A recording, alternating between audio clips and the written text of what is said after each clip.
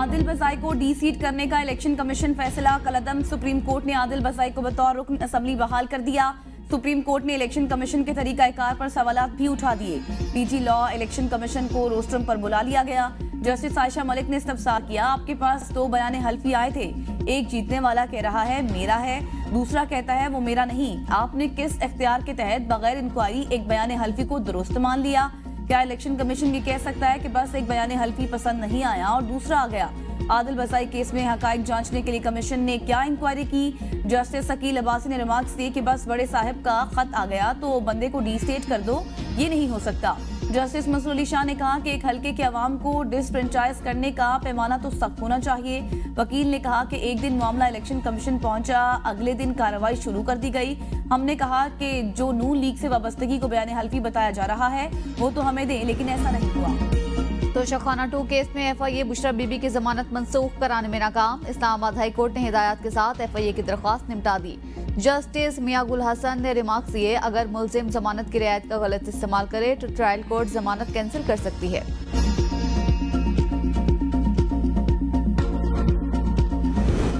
नवाज शरीफ, आसिफ अली जरदारी, यूसुफ रजा गिलानी और दीगर के खिलाफ तोशाखाना गाड़ियों का रेफरेंस एफआईए स्पेशल जज सेंट्रल को मुंतकिल। मुल्जिमान की जानिब से केस एफआईए एजेंसी को भेजने की इस्तदा मुस्तरद। एहतसाब अदालत नंबर 3 की जज आबिदा सज्जाद ने महफूज शुदा फैसला सुना दिया।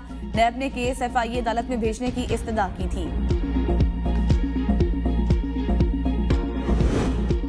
मिलिट्री कोर्ट्स का पूरा केस आर्टिकल 8 के गिर्द घूमता है। जो शख्स आर्म्ड फोर्सेस में नहीं वो इसके डिसिप्लिन के नीचे कैसे आ सकता है? जस्टिस जमाल खान मंदुखेल के मिलिट्री कोर्ट्स फैसला के खिलाफ इंट्रा कोर्ट अपीलों पर समाअत में रिमार्क्स। हुकूमती वकील ख्वाजा हारिस ने कहा, अगर कानून इजाजत देता है तो डिसिप्लिन का इत्तलाक होगा।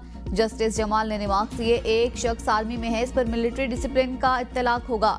एक शख्स महकमे ज़राअत में है, इस पर महकमे ज़राअत के डिसिप्लिन का इत्तलाक होगा। अगर कोई शख्स किसी महकमे में सिरे से है ही नहीं तो इस पर आर्मी फोर्सेस के डिसिप्लिन का इत्तलाक कैसे होगा? क्या गैर मुतल्लिका शख्स को डिसिप्लिन के नीचे लाना आर्टिकल 8 की खिलाफ वर्जी नहीं होगी?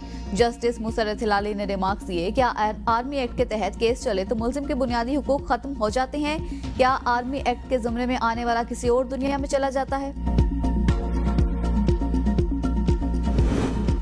सदर जरदारी का मुख्तलिफ शोबों में चीनी सरमायाकारी बढ़ाने पर जोर। बिलावल हाउस कराची में चीन के कारोबारी वफ्द की सदर से मुलाकात। वज़ीर आला सिंध मुराद अली शाह, सूबाई वज़रा, चीन की कौंसल जनरल भी मौजूद थे। सदर ने कहा, पाकिस्तान और चीन के माबैन इक़्तिसादी और तजारती ताउन को रोक देने की ज़रूरत है।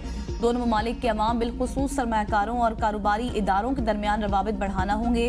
वफ्द ने मुल्की शोबा सेहत की तरक्की के लिए पाकिस्तान में मेडिकल सिटी के क़याम के लिए $1 अरब की सरमायाकारी में दिलचस्पी का इजहार किया, जबकि मईशत के मुख्तलिफ शोबों बिलखुसूस ज़राअत, लाइफ स्टॉक, तवानाई, ट्रांसपोर्ट और मैन्युफैक्चरिंग में सरमायाकारी में भी दिलचस्पी जाहिर की। पाकिस्तान स्टॉक एक्सचेंज हर रोज नए रिकॉर्ड कायम करने लगी। स्टॉक मार्केट 1,13,000 पॉइंट्स की सतह भी उबूर कर गई। ट्रेडिंग के दौरान 2500 से ज्यादा पॉइंट्स का इजाफा। 100 इंडेक्स की 1,13,374 से ज्यादा पॉइंट्स की सतह पर ट्रेडिंग।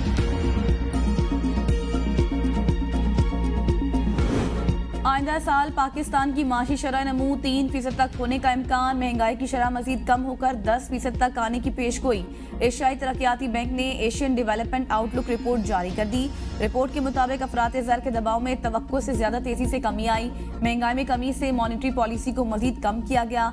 नर्म मॉनिटरी पॉलिसी से माशी सरगर्मियों की बहाली को तकवीयत मिलेगी। IMF तौसी फंड सहूलत प्रोग्राम के बाद माशी मालियाती इस्तेहकाम आया।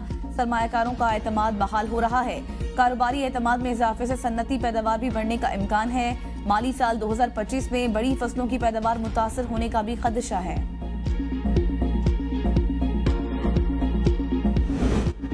वज़ीर आला पंजाब का शंघाई एक्सपेरिमेंटल स्कूल और चाइनीज एकेडमी ऑफ साइंसेज का दौरा। मरियम नवाज क्लासरूम पहुंच गई। बच्चों को आर्टिफिशियल इंटेलिजेंस एजुकेशन सिखाने के जदीद तरीक़ेकार का मुशाहिदा किया। वज़ीर आला ने स्कूल के तलबा की AI तख्लीकात का मुआयना किया। मरियम नवाज की जिला जियाडिंग के director bureau of education, Shanghai experimental school और चाइनीज एकेडमी ऑफ साइंसेज के सदर जियाहंग में से मुलाकात। चीन के एजुकेशन सिस्टम के बारे में खुसूसी ब्रीफिंग ली।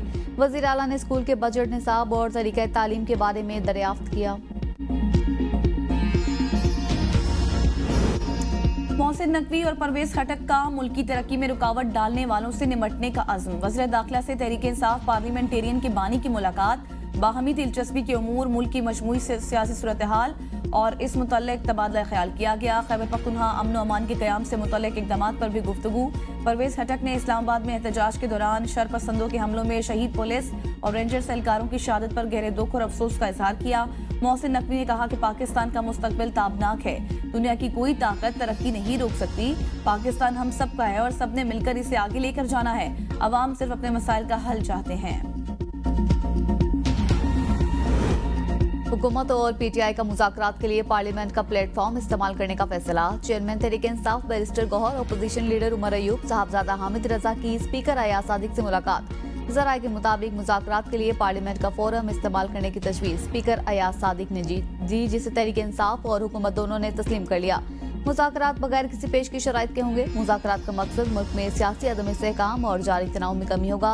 असद कैसर ने वज़ीर आज़म शहबाज शरीफ से मुलाकात की खबरें बेबुनियाद करार दे दी। कहा, हम ताज़ियत के लिए स्पीकर की रिहाइश गाह पर गए, इसी वक्त वज़ीर आज़म भी आ गए। वज़ीर आज़म और हम अलग कमरों में बैठे, हमारा आमना सामना भी नहीं हुआ। हुकूमत की पीटीआई के साथ राबतों और मुज़ाकरात की तरदीद। वज़ीर इत्तलात अताउल्लाह तारड़ कहते हैं, वज़ीर आज़म शहबाज शरीफ की असद कैसर से कोई मुलाकात नहीं हुई। स्पीकर कौमी असम्बली अयाज सादिक ने ताज़ियत के लिए हुकूमत और पीटीआई के लोग आए। इस दौरान उनकी आपस में मुलाकातें हो रही हैं। बाज़ाब्ता मुज़ाकरात शुरू नहीं हुए। पहले पीटीआई 9 मई और 26 नवंबर के वाक़यात पर शर्मिंदगी का इजहार तो कर ले। पीटीआई वालों की बात का एतबार कौन करे और उनकी कौन गारंटी देगा। 26वीं यानी तरमीम के मौका पर भी ये अपनी बातें मनवाकर आखिरी वक्त में मुकर गए थे। 9 मई को धूल उड़ाने वाले आज धूल बिठाने की बातें कर रहे हैं। तहरीक इंतशार गोली चलने का झूठा बयानिया बना रही है। अगर गोली चली है तो सबूत सामने क्यों नहीं लाते, दौड़ क्यों लगाई, मौका से भागने वाले बहाने बना रहे हैं।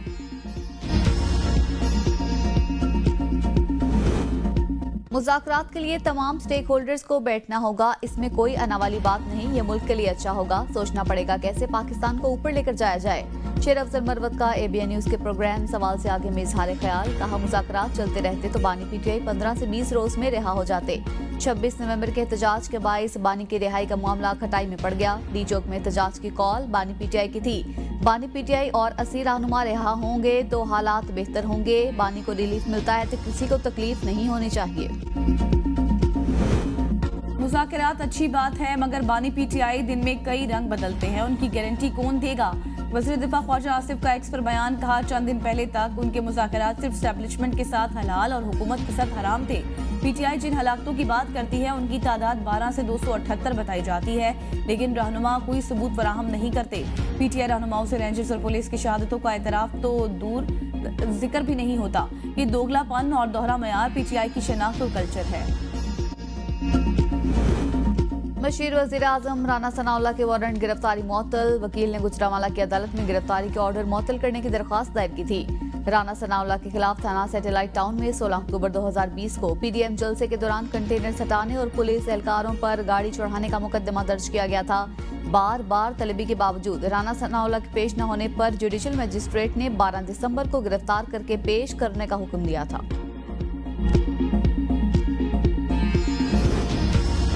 खैबर पख्तूनख्वा की जिला कुरम के लिए गंदम और आटे की फौरी सप्लाई की हिदायत। महकमा खुराक को हंगामी इकदाम करने का हुक्म। अली अमीन गंडापुर ने कहा कि जिला कुरम में अवाम को रिलीफ देने के लिए गंदम और आटे की सप्लाई यकीनी बनाई जाए।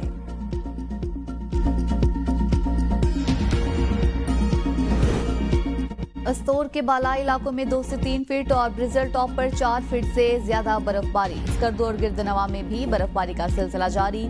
सर्दी की शिद्दत में इजाफा हो गया। अस्तोर के शहरी इलाकों में एक अरसे बाद दिसंबर में शदीद बर्फबारी से निजामी जिंदगी मफलूज, लोग घरों में महसूर। बालाई इलाकों से जमीनी राबता मुनक़ता। चित्राल में खुश्क सर्दी। अपर चित्राल में पारा -10 तक गिर गया। नदी नालों में पानी जम गया।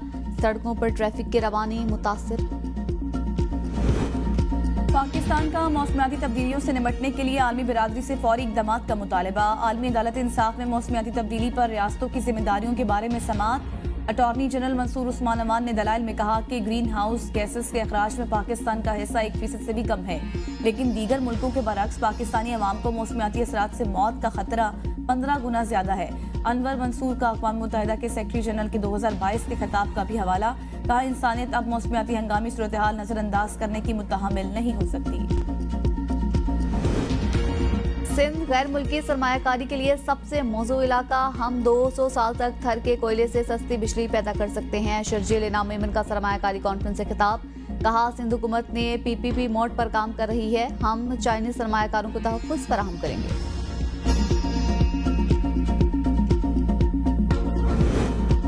पाकिस्तान समेत दुनिया के मुख्तलिफ ममालिक में व्हाट्सएप, फेसबुक और इंस्टाग्राम सर्विसेज मुतासर। सार्फिन की मेटा के सोशल मीडिया नेटवर्क थ्रेड्स की सर्विसेज में मुअत्तल होने की शिकायत। मेटा के मुताबिक तकनीकी मसले की वजह से कुछ सार्फिन को ऐप्स तक रसाई में मुश्किलात का सामना हुआ।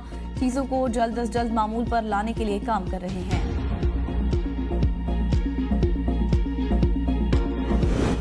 वज़ीर आज़म की शाम में फंसे पाकिस्तानियों को 12 दिसंबर तक वापस लाने की हिदायत। शहबाज शरीफ की ज़ेर सदारत पाकिस्तानियों के इनखला के हवाले से इजलास।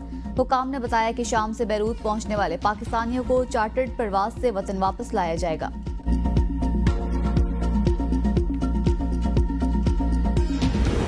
कराची के बिजली सार्फिन के लिए मामूली रिलीफ मुतवक्के। के इलेक्ट्रिक सार्फिन के लिए बिजली की कीमत में 27 पैसे कमी का इम्कान। माहाना फ्यूल एडजस्टमेंट की दरख्वास्त पर नेपरा आज समाअत करेगा। कमी की सूरत में कराची के सार्फिन को सिर्फ 46 करोड़ का रिलीफ मिलेगा।